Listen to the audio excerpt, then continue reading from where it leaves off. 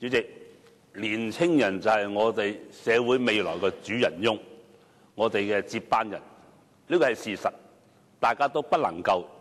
去質疑嘅。所以如果年輕人呢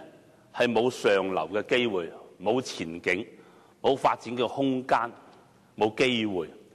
亦即係等於呢，我哋香港呢個社會呢，亦都係冇前景、冇上流、冇發展嘅空間，亦都係冇競爭力。所以呢，政府係必須咧想盡辦法，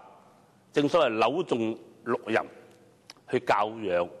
去教育、去培養我哋嘅年青人，令到佢哋更加有能量，更加有得發揮。否則香港呢就會不斷咁倒退、沉淪，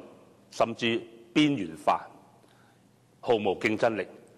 一國兩制亦都唔能夠有效咁實現，亦都係有愧中央對特區政府嘅特別關愛同埋支持。所以咧，政府千萬唔能夠放棄任何一個年青人，儘管可能佢覺得時下有部分年青人佢個做法係唔認同政府、唔尊重政府但就算係咁樣，我哋都要俾機會佢加以修正，唔能夠放棄。就如懲教署都有更新服務，唔會放棄每一個人，更加唔能夠離開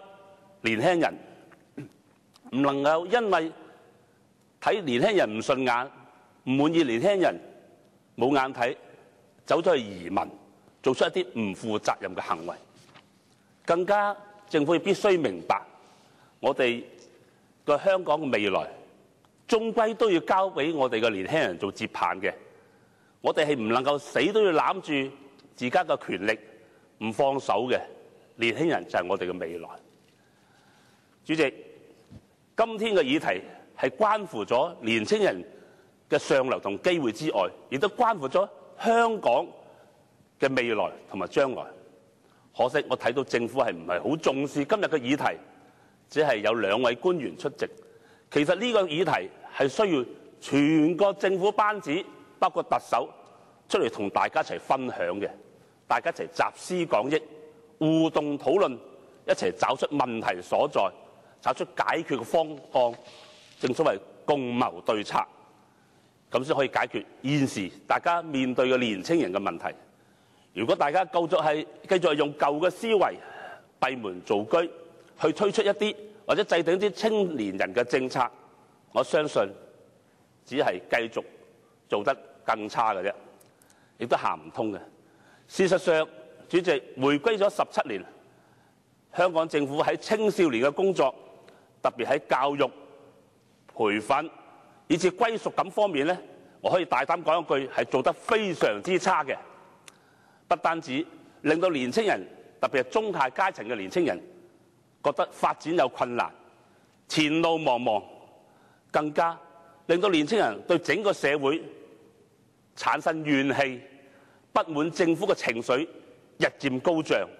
不滿官員嘅表現，從個民望表就大家可以知道。可惜官員做得差係唔需要問責嘅，做得幾差都可以繼續做落去，依然大把前景。你話年輕人會唔會睇得過眼呢？事實上，佔中嘅事件亦都係大家政府過去做年青人工作嘅成績表嚟嘅。佔中暫時告一段落，政府必須反思，要加強同年輕人溝通，點樣同年輕人共同發展、共同計劃未來。否則，我可以話佔中嘅事件一再發生，一啲都係唔稀奇嘅。主席，如果政府再唔做好個年青人嘅工作，特別係教育嘅工作，我好擔心呢個問題就好似雪球咁越滾越大。未來嘅10年甚至20年，不管邊個做特首，我可以話香港係冇得管治嘅，亦都冇得發展嘅。主席，人望高處，每個人都希望向上流，但每個年輕人呢係有唔同嘅背景嘅，包括家庭背景、文化背景、經濟背景，以至身體嘅條件背景，所以大家處於喺唔同嘅起跑線。我係絕對唔反對政府一直以來重視富二代、雙二代嘅做法，但我敦請政府千萬不要忽視，千萬唔好唔尊重中下階層嘅二代，必須公平公正對待每一個年青人，提供同一等嘅機會、同一等嘅重視，不能夠因為佢嘅背景有所差異，因人而異嘅事，只會令到中下階層嘅年青人更加氣憤，打擊佢哋嘅積極性，打擊佢哋嘅上進心，打擊佢個意志。我記得上年特首嘅施政報告，其中一個重點就係讓年青人各展所長。可惜有口號冇行動，過去做過咩呢？只會做到令到年青人更加不滿。主席，政府絕對係唔應該，亦都冇能力保證每一個人都有好嘅發展。但政府必須保證同埋創造俾每一個人有一個好嘅發展機會同埋平台。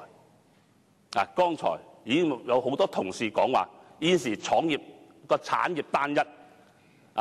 工種狹窄，好多時年輕人不能夠學以致用，有所發揮，即為錯配。政府必須喺個產業結構度加以調整。局長，你講話知識就係力量，可惜大學位不足依然解決唔到，15年免費教育依然係拖住落唔到。咁試問又點可以令到年青人有更好嘅機會吸收更多嘅知識呢？林健鋒議員，你時間到啦，請你坐低。何秀蘭。